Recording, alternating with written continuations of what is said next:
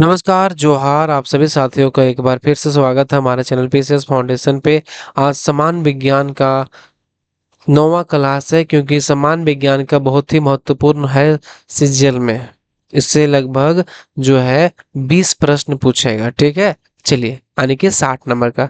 इसी को आज स्टार्ट करते हैं। अगर चैनल पर कोई नए होंगे तो सब्सक्राइब जरूर कर दीजिएगा और बेल आइकन को भी दबा लीजिएगा। किन्हीं को यह पीडीएफ चाहिए तो पीडीएफ प्राप्त करने के लिए हमारे टेलीग्राम चैनल को ज्वाइन कर लीजिए। वहां से पीडीएफ मिल जाएगा ये वाला, ठीक है? और इसका लिंक भी डिस्क्रिप्शन बॉक्स में दिया हुआ है, वहां से जाके आप पीडीएफ को पढ़ सकते हैं।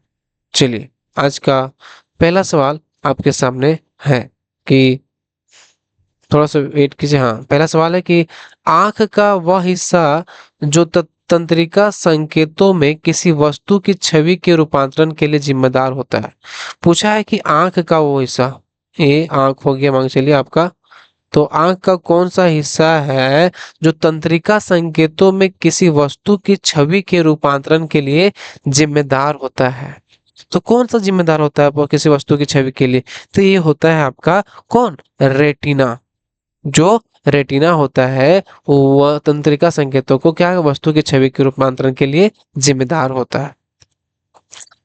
अगला सवाल है कि एक प्रतिरोधक में जब एक प्रतिरोध को दोगुना कर दिया जाता है तो धारा क्या क्या होता है?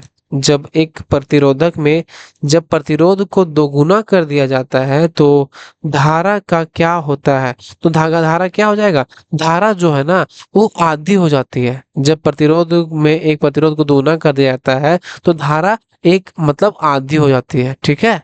चलिए, जल्दी जल्दी देखेंगे इसका, हम लोग डिटेल नहीं देखेंगे, नहीं तो आपका ज्यादा टाइम चल जाएगा। ज्यादा टाइम जाएगा तो ज्यादा कुछ पढ़ नहीं पाइएगा।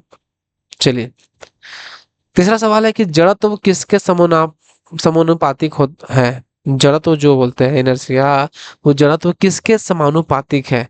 तो जड़त्व जो है ना, ये आपका द्रव्यमान के समानुपातिक होता है जड़त्व, ठीक है? याद रखिएगा, जड़त्व जो है वो द्रव्यमान के समानुपातिक होता है। चलिए,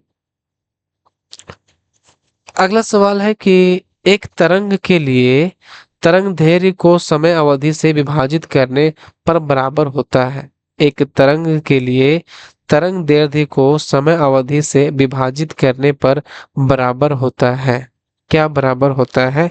तो ये जो होता है आपका तरंग वेग। क्या होता है? तरंग वेग जो होता है, ये क्या होता है? एक तरंग के लिए तरंग दैर्घ्य को समय अवधि से विभाजित करने पर बराबर होता है आपका तरंग वेग। एवेंजेलिस्टा टोरिसेली किस खोज के लिए प्रसिद्ध है? एवेंजेलिस्टा टोरिसेली, या माफ कीजिएगा, एवेंजेलिस्टा टोरिसेली किस खोज के लिए प्रसिद्ध है? तो जो ये जो है ना, ये आपका जो खोज किए थे, मरकरी बैरोमीटर का आविष्कार इन्होंने किया था। इन्होंने क्या किया था? मरकरी बैरोमीटर का आविष्कार किया था। किसने? एवेंजेलिस्टा टोरिसेली। जी के मान की खोज किसके द्वारा की? जी के मान आप लोग पढ़ते होंगे ना, 9.8 ये जो होता है, ये किसके द्वारा खोजी गई थी? जी का मान। तो जी का मान जो है हेनरी केवेंडिश के द्वारा खोजा गया था। हेवेज की खोज किसके द्वारा किया गया था? हेनरी केवेंडिश के द्वारा खोज किया गया था। अगला सवाल है कि निम्नलिखित में से किस वैज्ञानिक ने डायनामाइट का आविष्कार किया था? डायनामाइट का आविष्कार किसने किया था? तो डायनामाइट का जो आविष्कार किया गया था, ये किया था आपका अल्फ्रेड नोबेल साहब, जो ना वो डायनामाइट का आविष्कार किए थे। जो ये अपने अच्छे कामों के लिए डायनामाइट का आविष्कार किए थे, लेकिन अभी क्या करके कर दे रहे हैं? अभी सर बाबा बिल्डिंग उल्डिंग उससे नहीं होता, पहाड़ वहाड़ को तोड़ने के लिए करने के लिए ये सब किया जाता, लेकिन डायनामाइट का क्या, अब आदमी को भी उड़ा देता है। चलिए, विकल्पों में उल्लिखित इकाइयों में से कौन सा अन्य की तुलना में सबसे बड़ा है? सबसे बड़ा कौन सा इसमें है? हेक्टर, डेका, टेरा या गीगा? तो ये आपको याद है? ये जो है ना, ये आपका हो जाएगा सबसे जो बड़ा है तुलनात्मक रूप से, जो ऑप्शन में दिया है सबसे बड़ा है टेरा। सबसे बड़ा क्या है? टेरा, जिसको बोलते हैं सबसे बड़ा है। सवाल है कि न्यूट्रॉन की खोज का श्रेय किसे दिया जाता है? न्यूट्रॉन न्यूट्रॉन जो है, ये किसके किसके सॉरी, न्यूट्रॉन की खोज किसका श्रेय दिया जाता है? न्यूट्रॉन का मतलब खोज किसने किया था? तो न्यूट्रॉन का जो खोज का श्रेय है वो दिया जाता है जेम्स चैडविक को। जे चैडविक को ये न्यूट्रॉन की खोज का श्रेय दिया जाता है। ठीक है, चलिए। सवाल है कि निम्नलिखित में से कौन सी धातु ठंडे पानी के साथ त्वरित अभिक्रिया करती है? ठंडे पानी के साथ जो है कौन सी धातु त्वरित मतलब तुरंत अभिक्रिया करती है? कौन सा धातु है? ये धातु आपका है पोटेशियम। कौन सा धातु है? तो ये पोटेशियम धातु जो है वो ठंडे पानी के साथ त्वरित अभिक्रिया करती है। ठीक है, चलिए। निम्नलिखित धातुओं को अभिक्रियाशीलता के घटते क्रम में व्यवस्थित करें। निम्नलिखित धातुओं को अभिक्रियाशीलता के घटते क्रम में व्यवस्थित करें। तो घटते क्रम में ये सबसे बड़ा होगा, फिर घटेगा, मतलब घटते क्रम में करना है। किस किस के आधार पर करना है? धातुओं की अभिक्रियाशीलता के घटते क्रम के आधार पर करना है। तो आप जानते होंगे इस जो है ना, सबसे ज्यादा अभिक्रियाशीलता होता है सोडियम, उसके बाद लोहा, उसके बाद चांदी, उसके बाद सोना। यानी कि जो ऑप्शन डी है ये आप सही मान लीजिए, मतलब सही है। सोडियम, उसके बाद लोहा, तो चांदी और सोना। इस मतलब ये ऑप्शन के हिसाब से मत कर रहा है। तो सबसे ज्यादा कौन है? सोडियम, उसके बाद कम लोहा, उससे कम चांदी, उससे कम सोना। निम्नलिखित में से किस तरल पदार्थ का पीएच सबसे अधिक होता है? किस पदार्थ का जो है पीएच सबसे अधिक होता है इसमें से? मानव रक्त, मिल्क ऑफ मैग्नीशिया, नींबू का रस, संतरे का रस, किसका सबसे ज्यादा पीएच मान सबसे अधिक होता है? तो होता है मिल्क ऑफ मैग्नीशिया का। किसका होता है? मिल्क ऑफ मैग्नीशिया का सबसे अधिक होता है। सवाल है कि रेयान कपड़ा बनाने के लिए निम्नलिखित में से किस फाइबर का उपयोग किया जाता है? रेयान जो कपड़ा बनाने के लिए निम्नलिखित में से किस फाइबर का उपयोग किया जाता है? तो ये जो किया जाता है आपका, किया जाता है सेलुलोज का। किसका उपयोग किया जाता है? सेलुलोज का उपयोग किया जाता है रेयान का कपड़ा बनाने के लिए। अगला सवाल है, प्रतीकों को अपने समान अर्थ में होने के साथ निम्नलिखित में से कौन सा एक परमाणु द्रव्यमान इकाई को परिभाषित करने के लिए मानक के रूप में प्रयोग किया जाता है?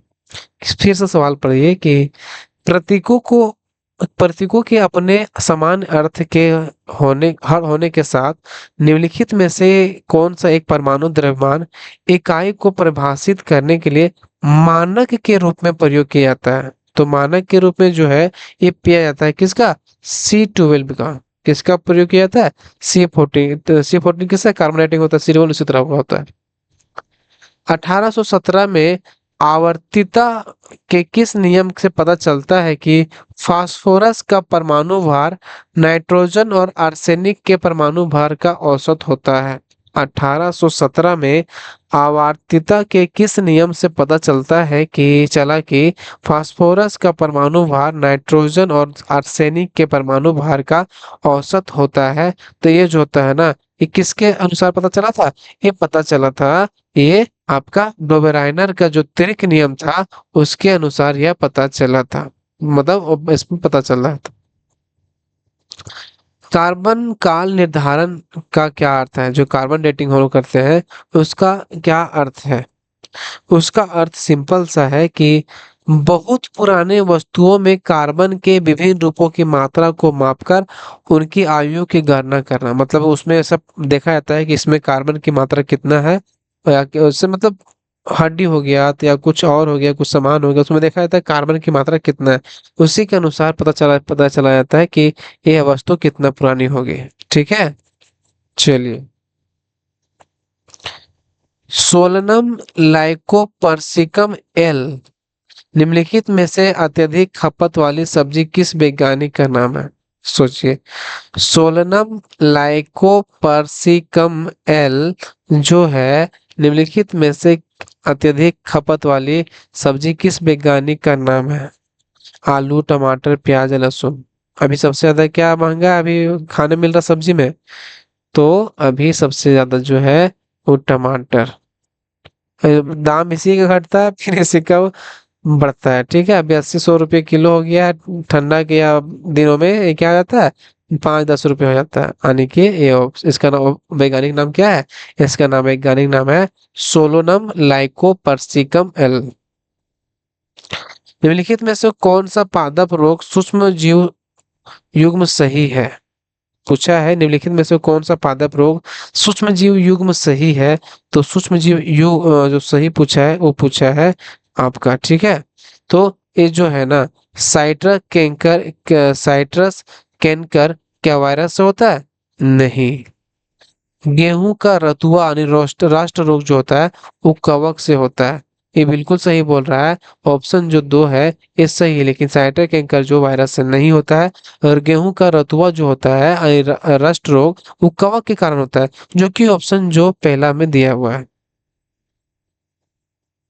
निम्न में से किस रोग को दुनिया भर में समाप्त कर दिया गया है, ड्रैगन कुलन, रुग्णता, चेचक, प्लेग या मसूरिका। किसको दुनिया भर में समाप्त कर दिया गया है, तो इसको समाप्त कर दिया गया है मसूरिका को, ये समाप्त कर दिया गया दुनिया भर से। ठीक है, चलिए। निम्नलिखित में से कौन सा कोशिकांग अंतः कोशिकीय परिवहन के लिए मार्ग और निर्माण सतह दोनों के रूप में कार्य करता है। निम्नलिखित में से कौन सा कोशिकांग अंतः कोशिकीय परिवहन के लिए मार्ग और निर्माण सतह दोनों के रूप में कार्य करता है। तो ये जो मार्ग और और निर्माण सतह दोनों के जो रूप में कार्य करता है, ये आपका कौन है, ये आपका है अंतराद्रव्य की जालिका जो है एंडोप्लाज्मिक रेटिकुलम। ये क्या करता है, ये करता है कि ये मार्ग और निर्माण सतह दोनों के रूप में काम करता है। यानी कि फिर से बताते हैं, कोशिकांग अंतः कोशिकाएं परिवहन के लिए मार्ग और निर्माण सतह दोनों के लिए जो काम करता है वो एंडोप्लाज्मिक रेटिकुलम यानी अंतःपराद्रव्य जालिका जो है एक सही आंसर है। ठीक है, चलिए मिलते हैं अगले वीडियो में, तब तक के लिए धन्यवाद। अगर वीडियो अच्छा लगे तो लाइक जरूर कर दीजिएगा और वीडियो को शेयर भी कर दीजिएगा।